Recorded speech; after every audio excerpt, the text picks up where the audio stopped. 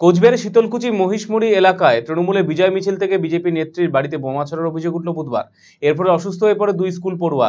এমনই অভিযোগ বিজেপির দাবি, এই এলাকায় তৃণমূল কংগ্রেসের পক্ষ থেকে বিজয় মিছিল বের করা হয়। বিজেপির নেতার বাড়ির সামনে এসে বাড়ি লক্ষ্য করে বোমা ছোড়া হয়। এর ফলে বাড়িতে থাকা ওই 2 স্কুল পড়ুয়া অসুস্থ হয়ে পড়ে। যদিও তৃণমূল কংগ্রেসের পক্ষ থেকে অভিযোগ অস্বীকার করা হয়েছে। এই ঘটনায় সাথে তৃণমূল কংগ্রেস কোনোভাবে জড়িত থাকতে পারে না বলে দাবি করেছেন তারা। কি হয়েছে? আজকে আমাদের মধ্যে বিজয় মিছিল দিচ্ছে। আমার বাচ্চা দুটো শুধু বাড়ির বাইরে ছিল, খোলা নেই, গেটের বাইরে। ওদের গায়ে বোমা মারা হয়েছে। কি কারণে বোমা মারা হয়েছে? আমরা বিজেপি করি মানে আমার বাড়িতে আগুন লাগিয়ে দেওয়া হয়েছে। কারা বিজয় মিছিল করছে? আমার এক বাচ্চা বাড়িতে অসুস্থ হয়ে পড়েছে, ওখানে ডাক্তার।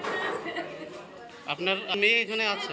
আমার বড় মেয়ে, আমার ছোট মেয়ে বাড়িতে অসুস্থ, ওইখানে সেলাই চালাইছে। আপনারা কোথায় ছিলেন তখন? আমরা তখন খেতে ছিলাম, বোমা কাটতেছি। আপনার আগুন লাগিয়েছে? আমার বাড়িতে আগুন।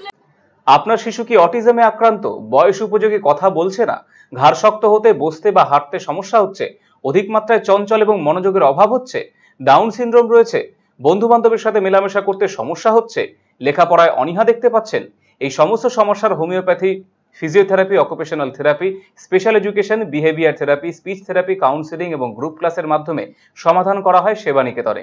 সেবানিকেতনের ঠিকানা উকিলপাড়া রামকৃষ্ণ সরণি, রায়গঞ্জ। Mobile number 7001564854, 9932716619।